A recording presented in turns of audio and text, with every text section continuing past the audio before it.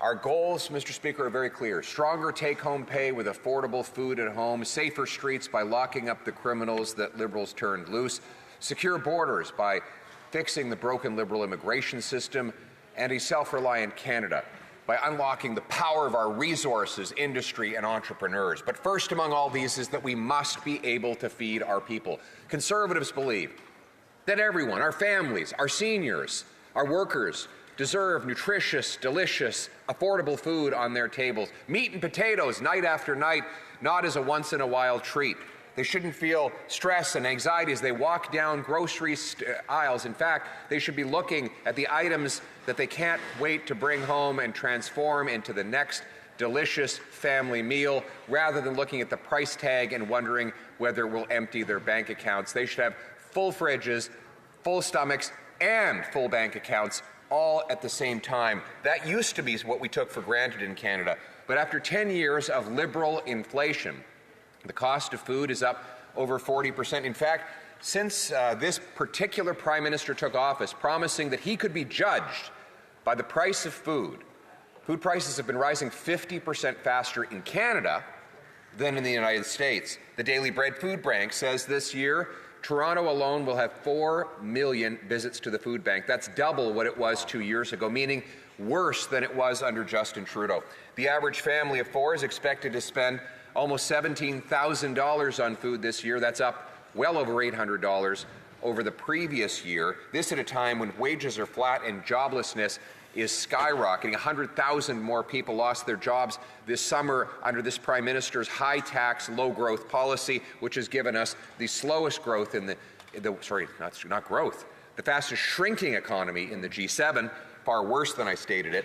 And meanwhile, those jobless people are walking down grocery aisles seeing that beef is up 33%, canned soup 26%, grapes 24%, roasted and ground coffee 22%, beef stewing cuts up 22%. Food costs should be dropping in this country, Mr. Speaker, because the amount of fertilizer, fuel, water, and labor that goes into producing food has dropped dramatically. In fact, the average dairy cow can produce 4 times as much milk as 50 years ago, and the average acre can produce 4 times as much corn.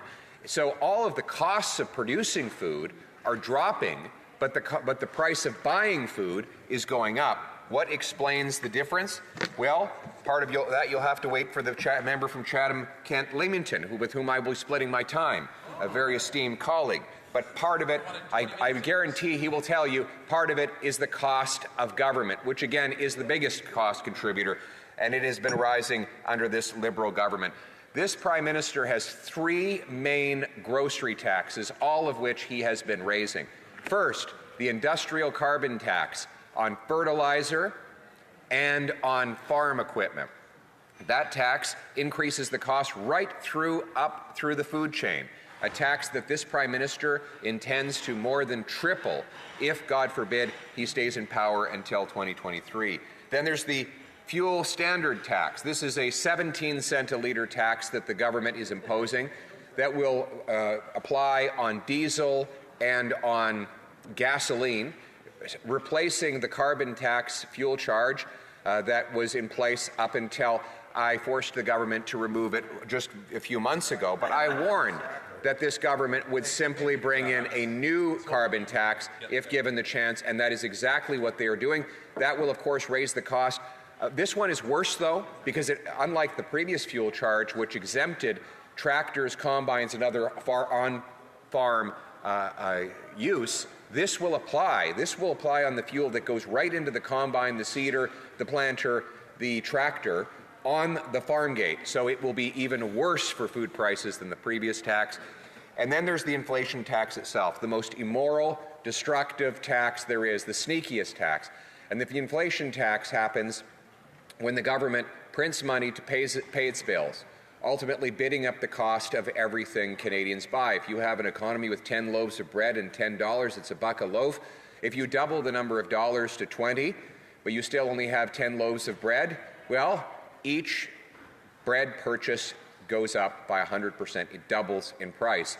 And that is what we call the inflation tax. This Prime Minister is familiar with it because Of course, he caused the inflation and housing crisis in Great Britain, where he was a disastrous and now totally despised Bank of England governor. He will hopefully be apologizing to the British people for the economic hell he left behind in that role, but instead he's bringing that hell here to Canada. Today we learned that this Prime Minister is even more expensive than Justin Trudeau. Who would have thought it possible? The deficit for this year will be, according to the Parliamentary Budget Officer, 2/3 higher than the one that Trudeau left behind. Over the next 5 years, the deficit will add up to $314 billion, more than double the deficits that Trudeau was expected to add over that period of time. In other words, he is borrowing at twice the rate of Justin Trudeau, more expensive, and of course much of that money will be printed. Already, the Bank of Canada is signaling that it is again doing away with its main mandate, which is to fight inflation. They've taken that mandate off of the main webpage, where they used to describe their mission as low and stable inflation, and they've replaced it with a grand pronouncement that they're not just any bank, they are the central bank, Mr. Speaker. What they really mean is that they're going back to printing money to pay for a Prime Minister who cannot control himself. Every dollar this Liberal Prime Minister spends comes out of the pockets of Canadians, in direct taxes or inflation taxes. Mr. Speaker, a member across the way, I think he's the whip. Is he the whip? Yeah. He's saying he doesn't know that the Bank of Canada had a website. Another example of a Liberal who should do a little bit more research before opening his mouth, Mr. Speaker.